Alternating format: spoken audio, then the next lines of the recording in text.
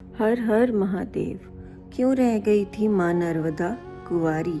कहते हैं नर्मदा ने अपने प्रेमी सोनभद्र से धोखा खाने के बाद आजीवन कुंवारी रहने का फैसला किया। लेकिन क्या सचमुच वह गुस्से की आग में चिर कुंवारी बनी रही, या फिर प्रेमी सोनभद्र को दंडित करने का यही बेहतर उपाय लगा कि आत्मनिर्वासन की पीड़ा को पीते हुए स्वयं पर ही आघात किया जाए। नर्मदा की प्रेम कथा लोक गीतों और लोक कथाओं में अलग अलग मिलती है, लेकिन हर कथा का अंत कमोवेश वही कि सोनभद्र के नर्मदा की दासी जुहीला के साथ संबंधों के चलते नर्मदा ने अपना मुंह मोड़ लिया और उल्टी दिशा में चल पड़ी। सत्य और कथ्य का मिलन देखिए कि नर्मदा नदी विपरीत दिशा में ही बहती दिखाई देती है। पहली कथा, नर्मदा और सोनभद्र की शादी होने वाली थी। विवाह मंडल में बैठने से ठीक ऐन वक्त पर नर्मदा जी को पता चला कि सोनभद्र की दिलचस्पी उनकी दासी जुहीला यह आदिवासी नदी मंडला के पास बहती है में अधिक है। प्रतिष्ठित कुल की नर्मदा यह अपमान सहन न कर सकी और मंडप छोड़ उल्टी दिशा में चली गई। सोनभद्र को अपनी गलती का एहसास हुआ तो वह भी नर्मदा के पीछे भागा, यह गुहार लगाते हुए लौट आओ नर्मदा, लेकिन नर्मदा को नहीं लौटना था, सो वह नहीं लौटी। अब आप कथा का भौगोलिक सत्य देखिए कि सचमुच नर्मदा भारतीय प्रायद्वीप की दो प्रमुख नदियों गंगा और गोदावरी से विपरीत दिशा में बहती है, यानी पूर्व से पश्चिम की ओर। कहते हैं कि आज भी नर्मदा की एक बूंद विशेष से सोनभद्र से अलग होती दिखाई पड़ती है। कथा की फलश्रुति यह भी है कि नर्मदा को इसीलिए चिरकुंवारी नदी कहा गया और ग्रहों के किसी विशेष मेल का स्वयं गंगा नदी भी यहाँ स्नान करने आती है। इस नदी को गंगा से भी पवित्र माना गया है। मत्स्य पुराण में नर्मदा की महिमा इस तरह वर्णित है कि कनखल क्षेत्र में गंगा पवित्र है और कुरुक्षेत्र में सरस्वती, परंतु गांव हो चाहे वन, नर्मदा सवस्त्र पवित्र है। यमुना का जल एक सप्ताह में, सरस्वती का 3 दिन में, गंगा जल उसी दिन और नर्मदा का जल उसी क्षण पवित्र कर देता है। एक अन्य प्राचीन कथा में समस्त सरिताओं का गुणगान इस तरह है। गंगे च यमुने चैव गोदावरी सरस्वती, नर्मदा सिंधु का कावेरी, जल सिमरन संगिंदी करूं। दूसरी कथा इस प्रकार है। इस कथा में नर्मदा को रेवा नदी और सोनभद्र को सोमभद्र के नाम से जाना गया। नंद यानी नदी का पुरुष रूप, ब्रह्मपुत्र भी नदी नहीं नंद ही कहा जाता है। बहरहाल यह कथा बताती है कि राजकुमारी नर्मदा राजा मेखल की पुत्री थी। राजा मेखल ने अपनी अत्यंत रूपवती पुत्री के लिए यह तय किया कि जो राजकुमार गुलाब कवाली के दुर्बल पुष्प उनकी पुत्री के लिए लाएगा, वह अपनी पुत्री का विवाह उन्हीं के साथ संपन्न करेंगे। राजकुमार सोनभद्र वह फूल ले आए। अंततः उनसे राजकुमारी नर्मदा का विवाह तय हो गया। नर्मदा अब तक सोनभद्र के दर्शन न कर सकी थी, लेकिन उसके रूप, यौवन और पराक्रम की कथाएं सुनकर मन ही मन में उसे चाहने लगी। विवाह होने में कुछ दिन विशेष थे, लेकिन नर्मदा से रहा न गया। उसने अपनी दासी जुहीला के हाथों प्रेम संदेश भेजने की सोची।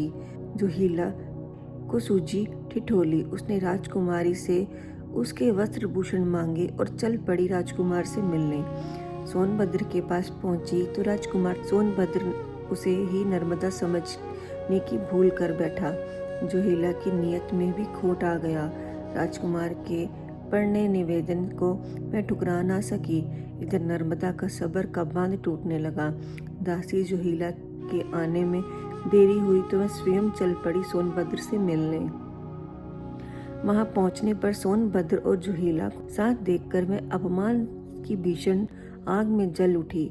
तुरंत वहां से ही उल्टी दिशा में चल पड़ी, फिर कभी न लौटने के लिए। सोनभद्र अपनी गलती पर पछताता रहा, लेकिन स्वाभिमान और विद्रोह के प्रतीक बनी नर्मदा पलट कर नहीं आई।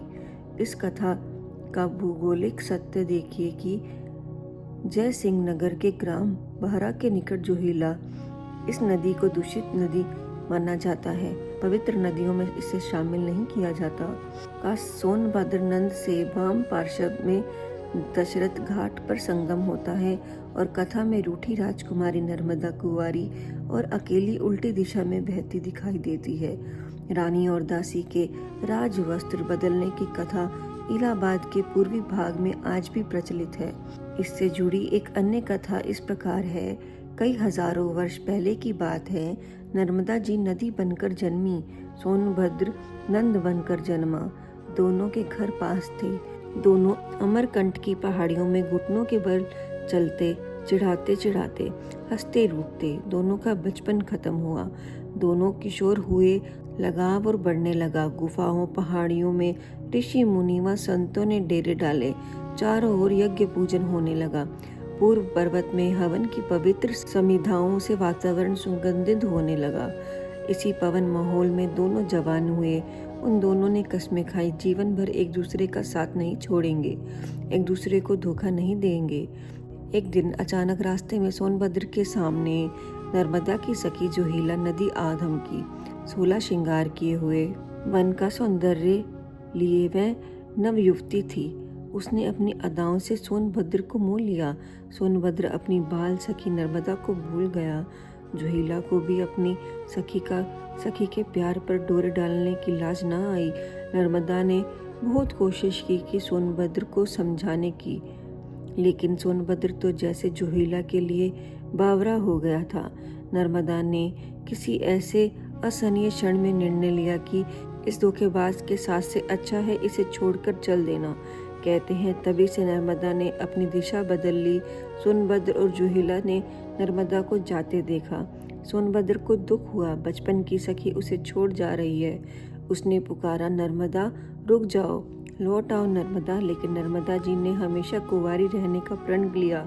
युवा अवस्था में ही सन्यासिनी बन गई। रास्ते में घंघोर पहाड़ियां आई, हरे भरे जंगल आए। मैं रास्ता बनाती चली गई। कल कल छल छल का छोर करती बढ़ती गई। मंडला के आदि भजनों के इलाके में पहुंची। कहते हैं कि आज भी नर्मदा की परिक्रमा में कहीं कहीं नर्मदा का करुण विलाप सुनाई पड़ता है। नर्मदा में बंगाल सागर की यात्रा छोड़ी और अरब सागर की ओर दौड़ी।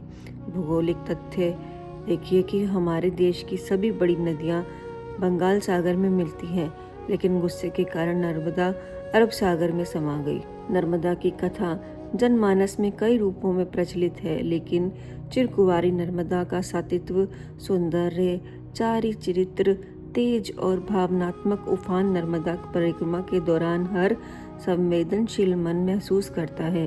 कहने को वह नदी रूप में है, लेकिन चाहे अनचाहे भक्तगण उनका मानवीकरण कर ही लेते हैं। पौराणिक कथा और यथार्थ के भौगोलिक सत्य का सुंदर सम्मिलन उनकी इस भावना को बल प्रदान करता है और वह कह उठते हैं, नमामि देव नर्मदे, हर हर नर्मदे।